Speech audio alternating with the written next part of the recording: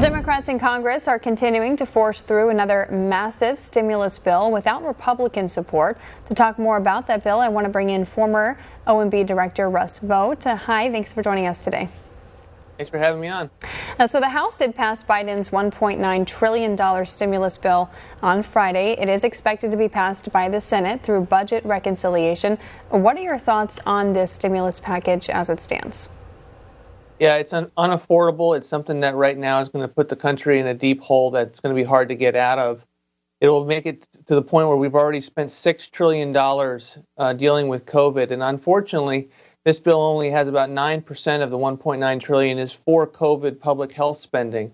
The rest of it is designed basically to be able to bail out blue states and localities that have not opened up their economy. So I think you're right. I think it'll probably end up passing the Senate. It looks like this has the votes, even though it's going to be party line.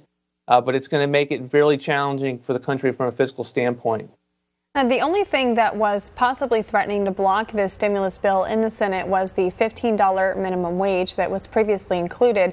The Senate parliamentarian, though, has ruled that cannot be passed through budget reconciliation. The White House, though, says Biden does remain committed to getting that done eventually. How do you expect him to tackle that effort in the future? Well, I think he has to say that just to keep the liberals on his side, the progressives who at some point thought that this had a chance of being maintained in reconciliation. This was never going to be a part of reconciliation, and unfortunately, I think it has allowed it to be much of a shiny object to distract from the fact that Manchin and Sinema will then vote for this thing. So I think that's what the president's going to put forward to be able to say to keep his troops in order, but it doesn't take away from the reality this is a bad package. You participated in a panel at CPAC over the weekend focused on the surging national debt. Of course, these continued stimulus bills do contribute to that, pushing it to new record highs. What can lawmakers actually do now to address that issue instead of pushing it off for future generations? Well, I think we need to get back into the conversation of having budgets. We'll see what the president puts forward at some point.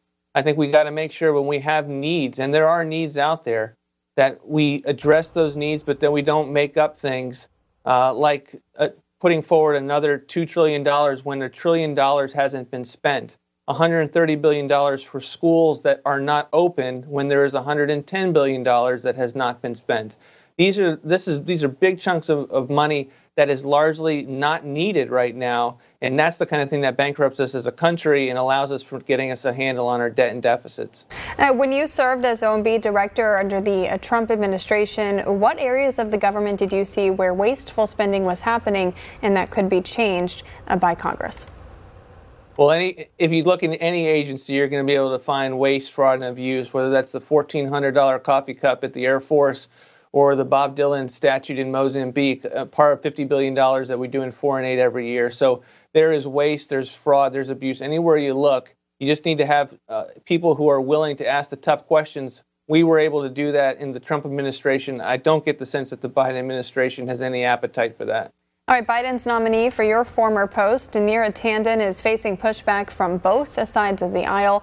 The White House, though, is standing by her. Do you think she will ultimately be confirmed, and is she qualified for that position? Well, she's on the rocks. I mean, this is an important day for her. She had a meeting, I don't know if it's happened yet, with Senator Murkowski to be able to get that important vote.